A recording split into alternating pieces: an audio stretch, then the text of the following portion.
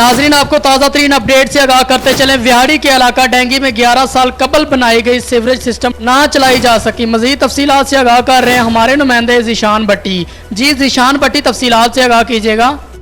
जी, महकमा सेहत public health रिहाड़ी की जानब से 11 साल कबल ठिंगी में बनाए जाने वाली सीवरेज स्कीम तो ना चल सकी, जिसको कागजात में चालू शो कर रखा है। इसी मौके पर मौजूद राणा जुवैद अशरफ ताजरान सदर ठिंगी 29 न्यूज़ से बात करते हुए कहा, महकमा इस पर कोई कार्रवाई अमल में नहीं ला रहा। बार बार याद दहानी कराने के बावजूद इस पर अमल नहीं हो रहा, जिससे डर है इलाके में बीमारियाँ फैल सकती हैं। सीवरेज के पानी से पूरी ठिंगी जोहड़ का मंजर पेश कर रही है। हमारी आला हकाम से गुजारिश है कि इस गंदे पानी को मुनासिब जगह पर मुंतकिल करे और सीवरेज के सिस्टम को बहाल किया जाए।